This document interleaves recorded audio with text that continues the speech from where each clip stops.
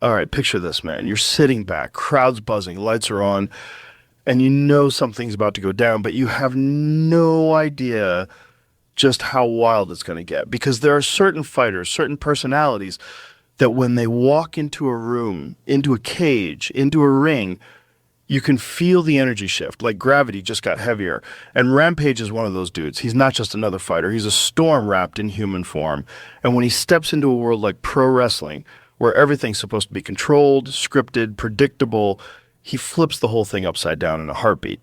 And that's why the story is so insane. Because it's not just about a guy throwing a slam. It's about what happens when raw, unfiltered aggression crashes into a world built on choreography, when reality bulldozes through illusion, and it leaves everybody asking, was this genius? Was this reckless? Or was it just Rampage being Rampage? And once you hear how it all went down, man, you're going to understand why this incident became one of the most talked about, controversial, and unforgettable moments in his entire career. Man, let me tell you what went down with Rampage, because this thing was wild. It wasn't just some regular scripted wrestling spot. It turned into one of those moments where you can't even tell if it's entertainment or if the guy just snapped for real. So here's the deal. He was brought into this wrestling setup, right? Supposed to do the whole choreographed back and forth thing. Crowd's hyped. Everything's building the way it usually does. And then suddenly he just grabs this dude, not in the playful, staged way. I'm talking full-on double leg, slams him down with the kind of force that makes the whole ring shake. And you could literally see on people's faces, like, wait a second, that wasn't part of the plan. That was a legit MMA takedown. And the guy he slammed, man, he wasn't ready for that kind of real-world impact. He looked stunned, like the wind just got knocked out of him, and the crowd went nuts because half of them thought it was the coolest thing ever. Like, oh my God, Rampage just went beast mode in a wrestling ring. And the other half were dead silent because they realized this might have crossed the line. And what's crazy is that's Rampage in a nutshell. He doesn't really separate the cage from the stage. He's carrying that fighter energy everywhere, and that's why people love him and hate him at the same time. Because he's unpredictable, he's dangerous, and he doesn't care about your script. He'll flip the whole show upside down just by being himself. And that moment became one of those incidents where everybody's debating for weeks. Was it real? Was it fake? Was it disrespect? Or was it just Rampage being Rampage? Dude, Rampage has always been this larger-than-life ball of chaos. Like, he's one of those guys you can't fully figure out because on the surface, he's hilarious. He's cracking jokes, doing those wolf howls, clowning around in interviews. But underneath all that humor is this real, raw, unpredictable aggression that just explodes out of him in ways you don't see coming. And that's what made his whole persona so intense. Like, you watch him in the cage back in the day, he's got this insane power, just slamming dudes on their heads with those violent suplexes. And it wasn't just technique, it was almost like he enjoyed making a statement with force. Like, I'm not just beating you, I'm leaving an imprint. And then that same intensity carried into every environment he was in, whether it was MMA, wrestling, media appearances, even press conferences.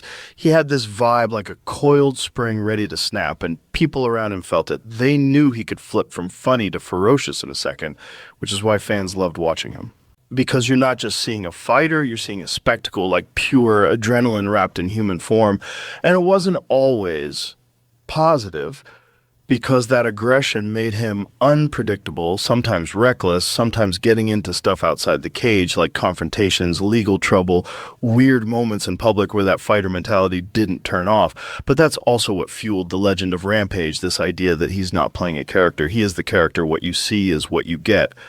And it's volatile, man. It's dangerous. And in pro wrestling, that persona hit even harder because wrestling is about exaggeration, about creating these outsized personalities. And Rampage didn't have to exaggerate. He already was that guy. So when you see him storm into a ring, yelling, smashing people, you can't tell if it's scripted or real because the aggression is authentic.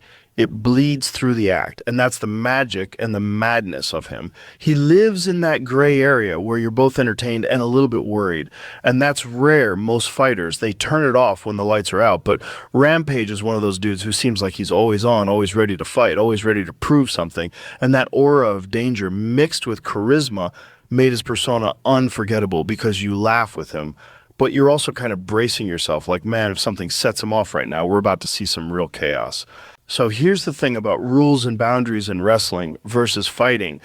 Man, it's such a fascinating clash because in MMA or any combat sport, you've got this super clear structure, weight classes, referees, judges, a rule book that's built to keep people safe while still letting them beat the hell out of each other.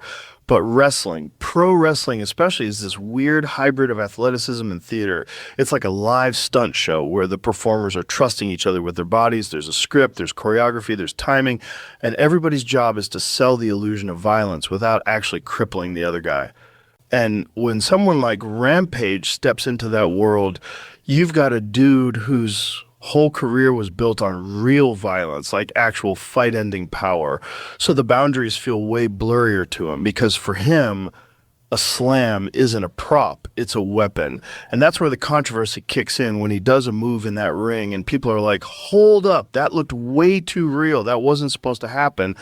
And suddenly you're questioning whether he broke the code because wrestling's golden rule is that you protect your opponent. You work together to put on a show, not to genuinely hurt each other. And when you cross that boundary, even accidentally, it rattles everybody, the crowd, the wrestlers, the promoters, because it feels like betrayal, like you're breaking the unspoken pact that keeps the whole thing running. And what's wild is fans get divided. Some think it's the most badass thing ever. Like, hell yeah, finally some realness in wrestling. And others see it as reckless, dangerous, even disrespectful, because you're not just messing with the guy's health, you're messing with the integrity of the performance. And that's the tightrope Rampage was always walking, because he wasn't built to pull punches. He's an animal in the cage, and trying to tame that for entertainment is like trying to tell a pit bull to play nice during a backyard playdate. It doesn't always work. And that's what makes him so controversial. He blurred the lines between real and fake so hard that you couldn't tell where the show ended and where the fight began. The fan reaction to that whole Rampage incident was just insane, man, because you got to understand, wrestling fans are a different breed. They live in this world where they know it's scripted, but they love it anyway. It's like a suspension of disbelief. They want to be entertained. They want the drama. And then suddenly here comes Rampage dropping a real MMA-style slam right in the middle of this carefully crafted show, and the crowd just split in two instantly. You had one half losing their minds like, holy shit, this is the craziest thing I've ever seen, because it injected this raw authenticity into a world that thrives on theatrics. And then you had the other half sitting there like, wait a second, that didn't look safe. That didn't look planned. Did he just hurt that guy? And those two perspectives collided online afterward like wildfire. The clips went viral. Forums blew up. YouTube comments, Twitter threads, everybody debating if it was real or fake, intentional or reckless. And that's the beauty and the chaos of Rampage. He creates conversations that spiral way beyond the ring, because fans who loved it were saying, this is what wrestling needs, some unpredictability, some legit danger. While the critics were saying, no man, this crosses the line. Wrestling works because of trust. You can't just go rogue like that. And in a way, both sides were right.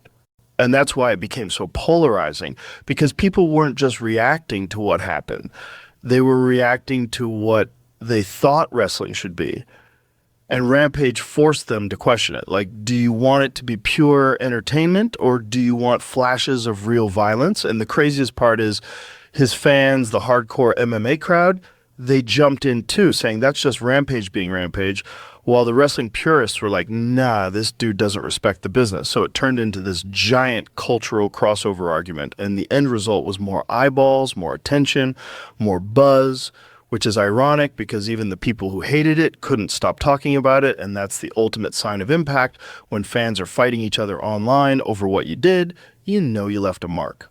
The legacy impact of that whole Rampage situation is wild, because it's one of those moments that doesn't just live in the ring. It follows him everywhere. Like years later, people still bring it up. They still debate it.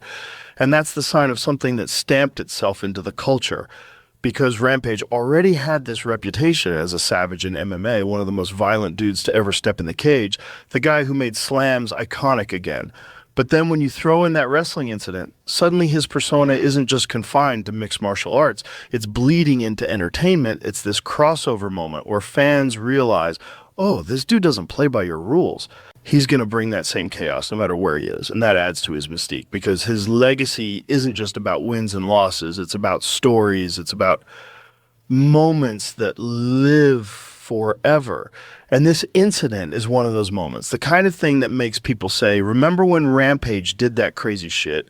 And it becomes part of the mythology. And yeah, some people see it as negative. They'll say he disrespected wrestling, that he didn't understand the boundaries. But even that criticism feeds into the legend because being polarizing keeps you relevant. It means people are still talking, still arguing. And that's huge in fight culture. Man, because fighters come and go, champions rise and fall, but only a few carve out that identity where you just say their name and instantly people think of chaos, unpredictability, and raw power. And Rampage nailed that, like he became this archetype of the wild fighter who never fully separated the act from reality. And that's why his legacy isn't just tied to belts or records. It's tied to these iconic, controversial flashpoints that keep him larger than life. And in the end, that's what people remember. Not the stats, not the scorecards, but the feeling he gave you. That sense of, oh shit, anything could happen right now. And that incident is a permanent piece of that legacy. So at the end of the day, man, when you look at Rampage and this whole incident, it kind of sums up who he's always been, this raw, unpredictable force of nature who never fully separated reality from the show. And that's what makes him unforgettable, because whether you loved it or hated it, whether you thought it was reckless or badass, you felt something. And that's rare. That's the kind of energy that leaves a permanent mark on fight culture and entertainment. And that's the whole point. We tune in because we want those moments that make us sit up, that make us argue, that make us remember. And Rampage gave us that in spades. So respect to the guy for being authentically himself, no matter how messy or controversial it gets, because that's what creates legends, man, not perfection, but chaos, unpredictability, and raw honesty. And honestly, good luck to all of you chasing your own thing. Whatever it is, keep that fire lit, keep pushing, and thank you for riding along in this crazy conversation. I appreciate you. Much love, and we'll catch you on the next one.